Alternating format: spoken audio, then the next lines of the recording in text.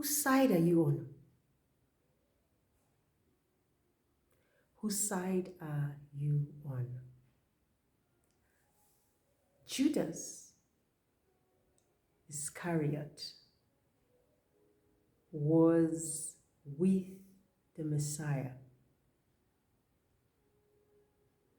but he was not of the Messiah.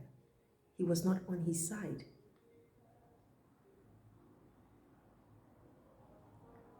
He partook of the communion. He shared the Passover meal with the Lord. But because his heart was turned against the Lord, Satan entered him. Unfortunately, there are a lot of people who congregate with the body, but whose hearts are turned against the Lord. So the question today, by the Spirit, through my mouth,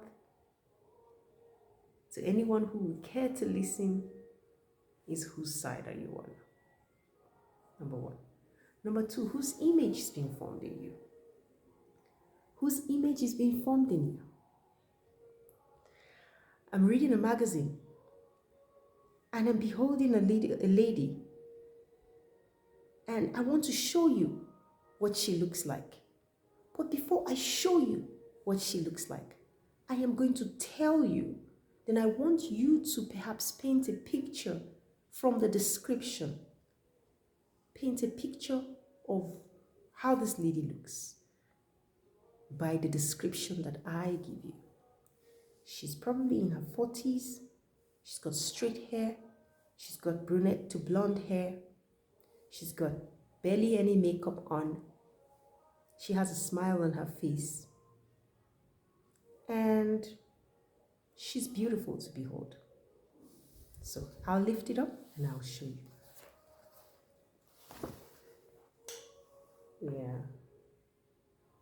Yeah. I don't know what picture was formed in your mind as I described to you what she looked like.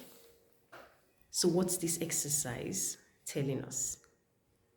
Paul wrote a letter to the Galatians and he said, let Christ be formed in you. Oh, I wish that Christ be formed in you. Because there was a man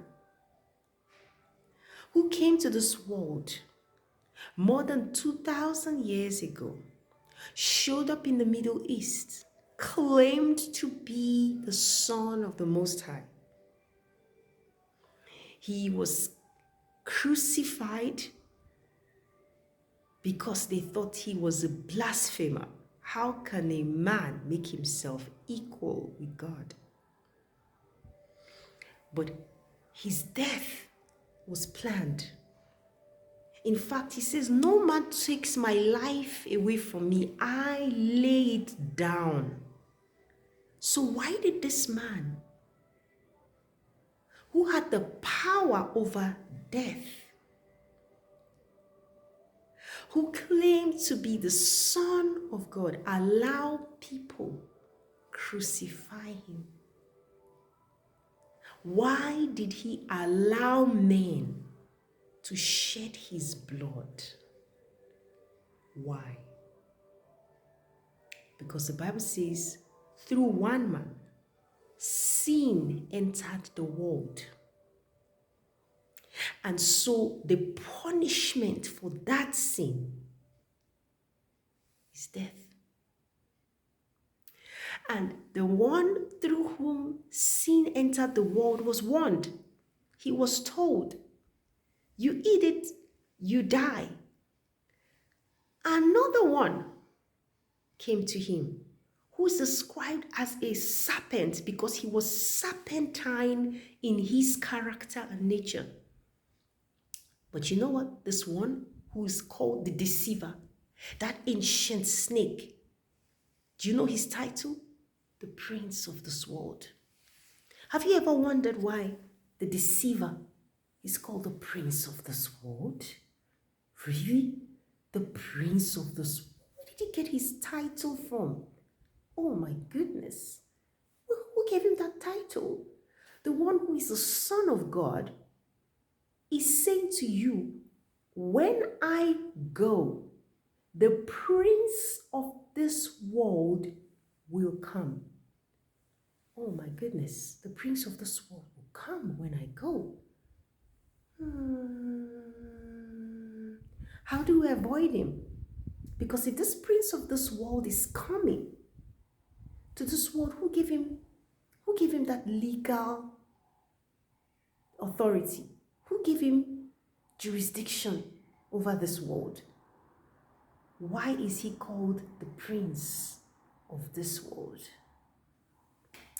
Well, he is called the prince of this world, or rather he gets his title, the prince of this world, because of the fall of man.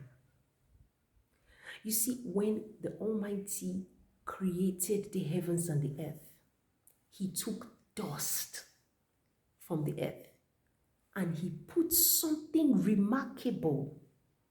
You see this? This is dust, the dust of the earth. You see all of this shiny face? It's the dust of the earth. He took the dust of the earth and he put inside the dust of the earth glory. Glory. Now tell me, have I ever seen myself before? I have never seen myself before except for the help of a mirror. So a mirror allows me to behold this beauty. Otherwise, I can't see it for myself. So he took man and he put inside of man glory. Now, where is this glory from? Well, that glory is what Paul describes as image. It is the image of the Creator. And this image was something that this ancient snake never had. He was never made in the image of the Creator. Wow. But here we are. The Creator takes dust and he puts his image in him. So what do you think that would do to the prince, to the ancient snake, to the deceiver, to the prince of this world? It will make him bitter. Listen, your enemy is bitter. Okay? He is called the enemy because he hates mankind. He dislikes mankind. He abhors mankind. He detests mankind. Why does he detest mankind? Because the glory is upon man. The glory is being carried by the dust of the earth. And what is the glory? Image. Whose image? The image of the Creator of the heavens and the earth. We were created, the dust of the earth was created to reflect his image. That is glory. We are carriers of the divine image. We are temples. Period. This temple carries image. It carries the image around. So I tell you, every time the prince of this world beholds you, what he sees, if only you knew what he saw when he looked at you and when he looks at you, if you know what the enemy sees when he looks at you, you will know, you will understand why he is described as the bitter one, why he is described as the deceiver, why he's described as the one who seeks vengeance, the one who is bitter. That's the word, bitter. Because you carry the divine image. You are a carrier of the divine presence of the Most High. So what does he want to do? He wants to take that image and distort it. He wants to distort it. How did he carry out his plans? Well, he sowed his seed in the woman. He sowed another seed. The Bible says, while men slept, the enemy came and he sowed. He sowed his own. Yeah, you know what? The Almighty, being gracious and merciful, he allowed everyone to grow together until the harvest. And that's where we are right now. We are at the point where the Almighty is going to harvest. The whole world will be harvested. And it is based on this one thing: whose seed is inside of you. It's going to be bloody. It is going to be catastrophic. But there is no need to panic. If the image of the Creator is in you, you are good to go. You are good to go. You see, the Messiah was asked the question that was meant to trap him. Who do we pay taxes to? And he said, well, who has a coin? Give me a coin. Whose image is on this coin? Caesar. Well, if Caesar's image is on this coin, give it to Caesar. It belongs to him. So at the end of the age, the Almighty will separate sheep from goats. He will separate wheat from tares. He will separate. The question is, whose image is in you? If the image of the Creator is in you, you will be delivered. You will be delivered. He spoke to Nicodemus and he said, you have to be born again. If your first birth was corrupt, you need a second one. And the second one is where the concept born again comes in. And Nicodemus is like, what do you mean? That sounds ridiculous. Do I go back into my mother's womb and be born again? Oh, he was talking about a spirit birth. There is a newness. There is a birthing of something new that has to happen because the first birth was corrupt. And that is why the Bible says when the Spirit comes, he will judge. He will reprove mankind of three things: of sin, of righteousness, and of judgment. Of sin, because men have not believed in me. Of righteousness, because I go to the Father and no one sees me after now. And he says, of what? Of judgment, because the prince of this world now stands condemned. He is the one who will be condemned. He has been described as the prince of this world because he sowed his seed amongst men and he brought forth his offspring to be born of a woman. Born of a woman. And so the first birth, the very first one to be born into this world, received a title as the firstborn. But what did the Messiah come to do? He came to reclaim that title so that he is the firstborn of amongst the dead. And he is, because he is the firstborn, first of all of the Almighty's creations. So he came to reclaim a title that the prince of this world stole from mankind. And so he is first in everything according to the book of Colossians. And he has become the firstborn from the dead. And he has received a title that even the demons know, understand, and they tremble. First, Ishi. That's the title he came to reclaim. Ishi. And if you're Igbo, you will understand it. Ishi means head. Head. He is the head over principalities and powers. He is the first in everything. He is the first of all the Almighty's creation. He is the firstborn from the dead. He came to reclaim that title from the prince of this world. He is the only one who has the power to save mankind. All right. Ooh. Anyway, so moving on.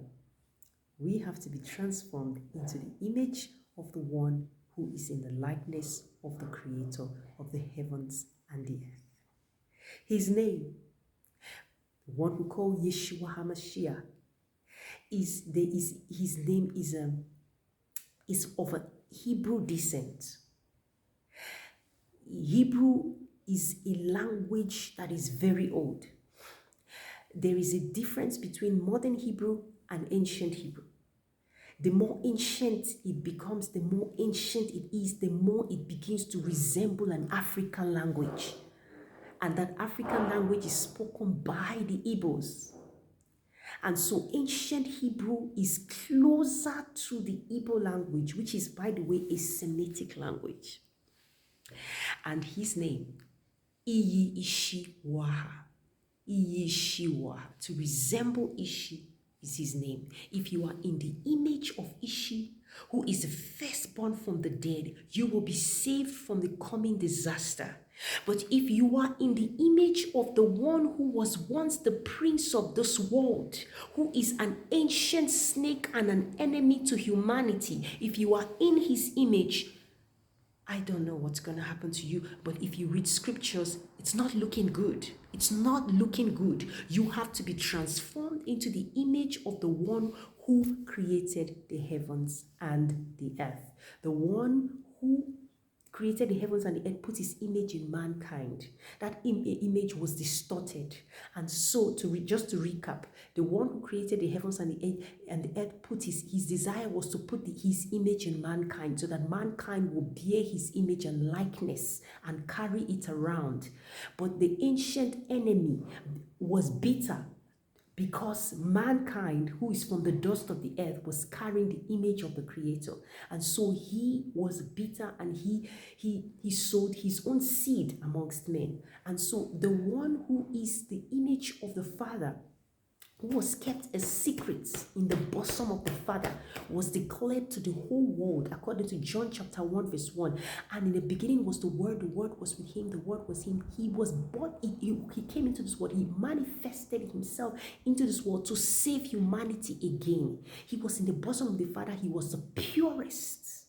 He was straight from the bosom of the Father, revealed to us, carrying again that same image from which mankind was created. He brought that image again, so that now we can be transformed into that image again. And now the Almighty is coming to judge the whole world. He's coming to judge the whole world. The question is now, after all this while, it's been so long, the question is, whose image has been formed in you? Whose image have you been transformed into? What have you been beholding? Have you been beholding the image of the prince of this world? Are you carnally minded, carnally driven, carnally motivated? Is everything that you do just of a worldly nature? Have you fixed your eyes on just worldly things?